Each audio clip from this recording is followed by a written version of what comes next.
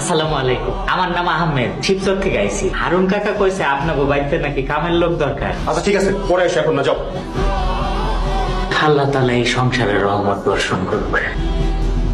Hello Harun কাকা। হ্যাঁ কও হাসান। কাকা, আপনি না একটা কাজের ছেলে পাঠিয়েছিলেন? হ্যাঁ কেন পায় না হেনাই? কাকা আসছিল, কিন্তু আমি তাকে পরে আসতে বলেছি।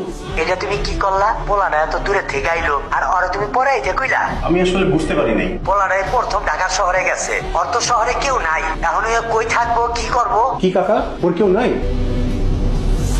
এই তুমি আমি আহমেদ। তা তুমি কোথায় গিয়েছিলে? তোমাকে সেই কখন থেকে খুঁজতেছি। আমি ঘুরে ঘুরে আপনাকে শহরের সৌন্দর্যটা দেখলাম ভাইজান। তোমাকে আমি অপমান করে বাসা থেকে বের করে দিলাম, আর তুমি আমার সাথে কি সুন্দর করে হেসে কথা বলছো।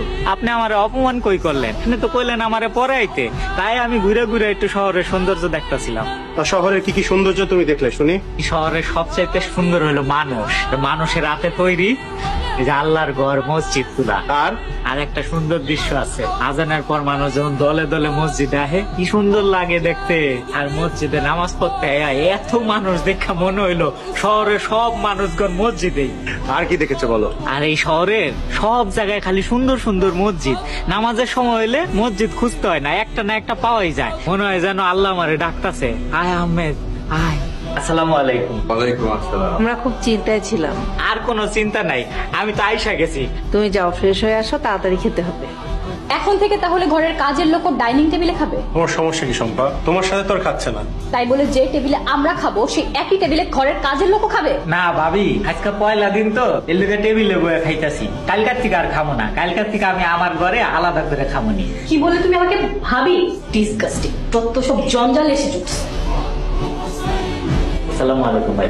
ওয়ালাইকুম আসসালাম। কি হয়েছে আহমেদ, ডাকছো কেন? ভাইজান, নামাজের সময় হয়েছে, নামাজ পড়বেন না? এই ছেলে, তুমি কি পাগল? আচ্ছা শম্পা, তুমি যাও, ঘুমাতে যাও, আমি দেখছি। যত সব শুধু শুধু ঘুমের ডিস্টার্ব। না, আমি ভাবলাম আপনারা মনে হয় নামাজ পড়বেন, এর লোকে ডাকতে আইছিলাম। আচ্ছা ঠিক আছে, তুমি যাও, তুমি নামাজ পড়ে শুয়ে পড়ো। না কিছু না, ওই ভাইজান রে নামাজের লোকে ডাকতে আইছিলাম। ভাইজান মনে হয় নামাজ পড়বো না। অসুবিধা নেই, চলো নয় আমি নামাজ পড়ে আসি। চলে। তুমি তো দেখছি সব দায়িত্ব বুঝেই নিয়েছো। নিজের মনে করলে দায়িত্ব বুঝা নেওয়া লাগে না, আপনা আপনি চলে আসে। ঠিক আছে, কাজ করো, ওইভাবে যাই। তো আপনি গিয়ে টেবিলে বসেন, আমি নাস্তা নিয়ে আইতাছি।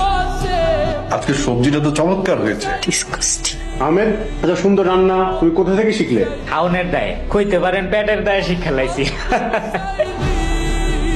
আসসালামু আলাইকুম ভাইজান। ওয়ালাইকুম আসসালাম। আহমেদ, একটা কথা কি জানো? কি ভাইজান? তোমাকে দেখলে না আমার হিংসা হয়। শিক্ষণ ভাইজান, হিংসা হইব কেন? তুমি সারাক্ষণ এরকম হাসি খুশি কিভাবে থাকো, আমাকে একটু শেখাবে? হাসি খুশি থাকার প্রধান উপায় হইলো